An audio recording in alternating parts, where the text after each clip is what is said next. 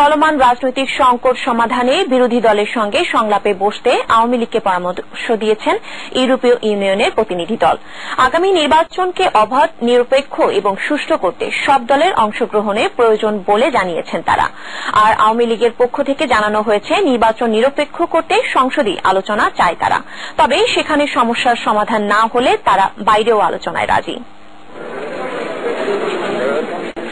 মহাজোট সরকারের শরিক জাতীয় পার্টির পর আওয়ামী লীগ নেতাদের সঙ্গে বৈঠক করলেন ঢাকায় সফররত ইউরোপীয় ইউনিয়নের প্রতিনিধিরা। সোমবার সন্ধ্যায় ধানমন্ডিতে আওয়ামী লীগ সভানেত্রীর রাজনৈতিক কার্যালয়ের এ বৈঠকে আগামী নির্বাচনকে সুষ্ঠু এবং নিরপেক্ষ করতে বিভিন্ন পরামর্শ দেন তারা, যার মধ্যে অন্যতম রাজনৈতিক সংকট সমাধানে সংলাপের তাগিদ। These elections should be transparent and inclusive and credible, and indeed participatory was mentioned this evening. So I think we agree on those objectives. As you know, we urge dialogue, and so do many friends and partners of Bangladesh. The dialogue should take place. That continues to be our position. We feel that that is the best way to reach a situation in which indeed the elections could achieve the result that everybody wants, that people could participate. বৈঠকে চলমান রাজনৈতিক সংকটের প্রধান বিষয় নির্বাচনকালীন সরকার নিয়ে তারা কোনো পরামর্শ দেননি, তবে সংলাপের যে কথা তারা বলছেন তা সংসদে বা সংসদের বাইরে যে কোনো স্থানে হতে পারে বলে জানালেন আওয়ামী লীগের যুগ্ম সাধারণ সম্পাদক মাহবুবুল আলম হানিফ। তারা আশা করেন সব দলের অংশগ্রহণেই আগামী নির্বাচন অনুষ্ঠিত হবে। ক্ষেত্রে এখানে রাজনৈতিক যে সংকট আসে সেই সংকটটা নিরসন করার জন্য, দ্রুত নিরসন করার জন্য আমরা কোনো সংলাপে বসতে পারি কিনা বা সংলাপে বসার জন্য তারা আহ্বান জানিয়েছেন।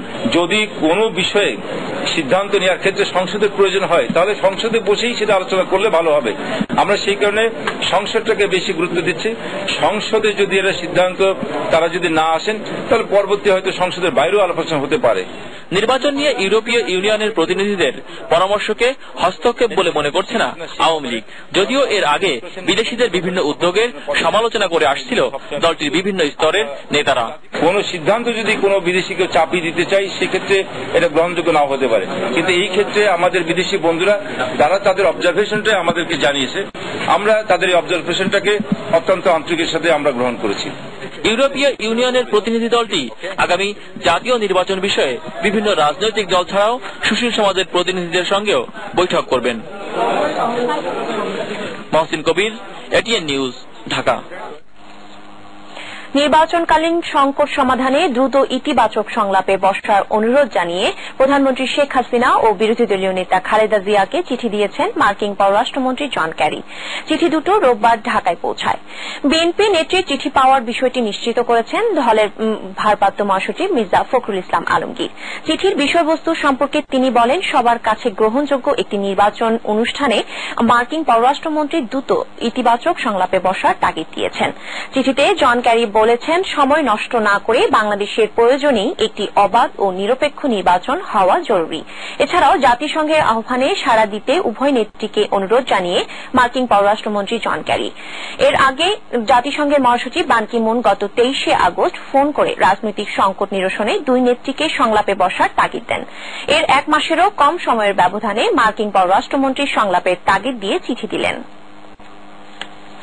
বিরোধী দলীয় নেতা বেগম খালেদা জিয়ার সঙ্গে দেখা করেছেন ঢাকায় নিযুক্ত ব্রাজিলের রাষ্ট্রদূত মিস ওয়ান্ডা ক্যাম্পোস ডা নব্রিগা। সোমবার রাতে বিএনপি চেয়ারপারসনের গুলশানের কার্যালয়ে খালেদা জিয়ার সঙ্গে দুই দেশের রাজনৈতিক, অর্থনৈতিক ও বাণিজ্য বিষয়ক বিভিন্ন আলোচনা করেন মিস ওয়ান্ডা। এ সময় বিএনপি চেয়ারপারসনের উপদেষ্টা রিয়াজ রহমান, সাবিউদ্দিন আহমেদ ও বিএনপির সহ সভাপতি শমসেন মবিন চৌধুরী উপস্থিত ছিলেন।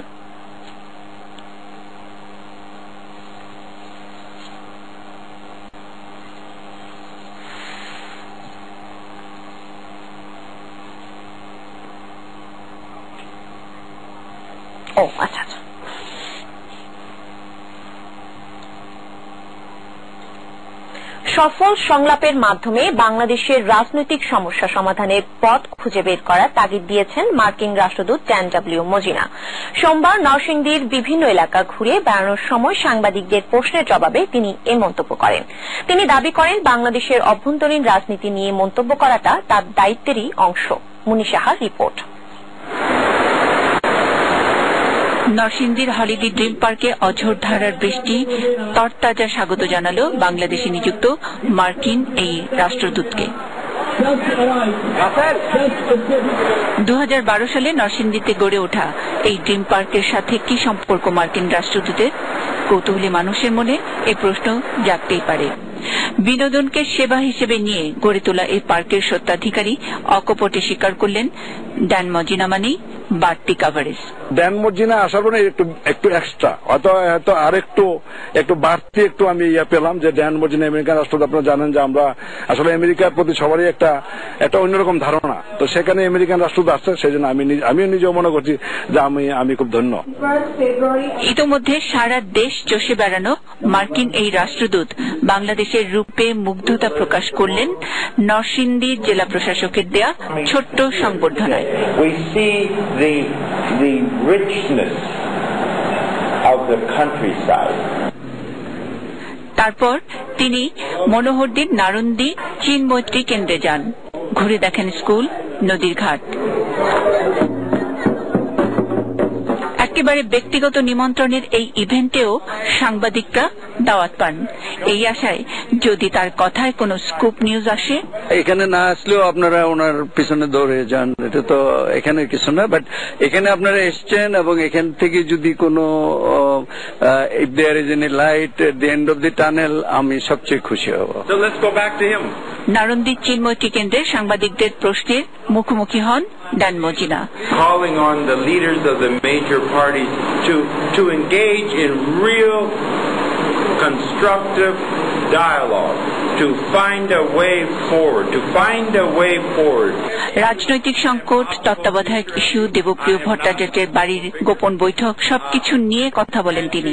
It is not for outside friends to tell Bangladesh how to find a way forward. That Bangladesh can do that on its own. And as I said already, I'm totally confident, I'm trying to say confident, that they will do just that. এক প্রশ্নের জবাবে বাংলাদেশের আভ্যন্তরীণ রাজনীতি নিয়ে মন্তব্য করাটাকে তার দায়িত্বের অংশ হিসেবেই ব্যাখ্যা করেন মজিনা। It's the obligation of a friend of Bangladesh to speak out. Just like Ambassador Cotter sits in Washington, D.C. I don't know, maybe you don't follow Ambassador Cotter. You should follow Ambassador Cotter because he is always making statements about what's going on in America, expressing his views about what's going on in America, and that's his job, to share his perspective. And it's my job to share America's perspective. And it's Bangladesh's job to do what's good for Bangladesh. Munni Saha, ATN news, Narsingdi. প্রধান বিরোধী দল BNP নির্দলীয় সরকারের একটি রূপরেখা শীঘ্রই জাতির সামনে উপস্থাপন করবে বলে জানিয়েছেন দলটির ভারপ্রাপ্ত মহাসচিব মির্জা ফখরুল ইসলাম আলমগীর। আর মার্কিন পররাষ্ট্রমন্ত্রী জন কেরি দুই নেত্রীকে সংলাপের আহ্বান জানিয়ে যে চিঠি দিয়েছেন তাতে বিএনপি সাড়া দেবে বলেও জানান তিনি। সোমবার জাতীয় সংসদ সদস্য মিলনায়তনে বিএনপির সংসদীয় কমিটির সদস্যদের নিয়ে আয়োজন করা হয় নির্দলীয় তত্ত্বাবধায়ক সরকার, দুর্নীতি এবং আইন শৃঙ্খলা পরিস্থিতি নিয়ে এক সেমিনার। অনুষ্ঠানের প্রধান অতিথি হিসেবে যোগ দিয়ে বিএনপির ভারপ্রাপ্ত মহাসচিব মির্জা ফখরুল ইসলাম আলমগীর বলেন, নির্বাচন হতে হলে তত্ত্বাবধায়ক সরকারের অধীনেই হতে হবে, আর এ বিষয়ে বিএনপির পক্ষ থেকে জাতির সামনে একটি রূপরেখা তুলে ধরা হবে বলেও জানান তিনি। সংসদীয় গণতন্ত্রকে আপনি যদি সত্যিকার অর্থেই কার্যকরী করতে চান তাহলে অনেক ধৈর্য নিয়ে আপনাকে ধীরে ধীরে এগুতে হবে। দলীয়ভাবে আমাদের দলের চেয়ারপারসন আমাদের দলীয় ফোরামে আলোচনা করে নিঃসন্দেহে একটি রূপরেখা দলের পক্ষ থেকে দেওয়া হবে। তত্ত্বাবধায়ক সরকারের রূপরেখা অবশ্যই আসবে এবং সেটা জাতির সামনে উপস্থাপন করা হবে। এর আগে মহিলা দলের প্রতিষ্ঠাবার্ষিকীতে নেতাকর্মীদের নিয়ে জিয়াউর রহমানের সমাধিতে ফুল দিয়ে শ্রদ্ধা জানানোর পর সাংবাদিকদের সঙ্গে আলাপকালে ফখরুল বলেন, বাংলাদেশের মানুষের সঙ্গে এদেশের গণতন্ত্রের ভবিষ্যৎ নিয়ে আন্তর্জাতিক পরিমণ্ডলে যারা রয়েছেন তারা উদ্বিগ্ন। বাংলাদেশের মানুষের সঙ্গে সঙ্গে আজকে আন্তর্জাতিক যে পরিমণ্ডল রয়েছে এবং বিশ্বের বিভিন্ন গণতান্ত্রিক দেশগুলোর নেতৃবৃন্দ তারাও বাংলাদেশের গণতন্ত্রের ভবিষ্যৎ সম্পর্কে চিন্তিত হয়ে পড়েছে। কারণ সরকারের একগুঁয়েমি আজকে এমন একটা পর্যায়ে নিয়ে চলেছে যে আগামী নির্বাচন অনিশ্চিত হয়ে পড়ছে। অন্যদিকে সকালে জাতীয় প্রেস ক্লাবে খালেদা জিয়া ও তারেক রহমানের ষষ্ঠ কারামুক্তি দিবস উপলক্ষে ষড়যন্ত্রের রাজনীতি ও আজকের বাংলাদেশ নিয়ে আলোচনা সভায় বিএনপির স্থায়ী কমিটির সদস্য মওদুদ আহমেদ বলেন, আগামী নির্বাচন নির্দলীয় নিরপেক্ষ তত্ত্বাবধায়ক সরকারের অধীনেই হতে হবে। Aminul Islam, ATN news, Dhaka.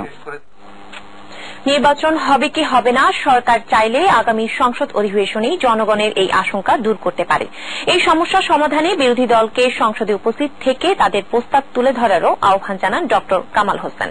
সোমবার গণফোরাম মতিঝিল থানার নেতাকর্মীদের এক মতবিনিময় অনুষ্ঠানে এই আহ্বান জানান গণফোরাম সভাপতি ড কামাল হোসেন। অনুষ্ঠানে দেশের স্বার্থ ও নিরাপত্তার কথা ভেবে তত্ত্বাবধায়ক সরকার বহাল সহ সংবিধান সংশোধনেরও আহ্বান জানান তিনি। আইন প্রয়োগের ব্যাপারে সরকার নিরপেক্ষ ভূমিকা রাখছে কিনা সে বিষয়ে আইনমন্ত্রীর কাছে ব্যাখ্যাও চান ড কামাল হোসেন।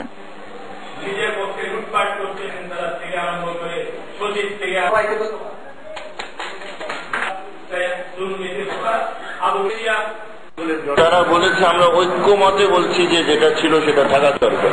এর কয়েকদিনের মধ্যে এই সংশোধনী উপহার দেওয়া হলো যে সংসদ যদি আছে তো কেন এখানে এই কাজটাকে কার্যকর করা হবে না।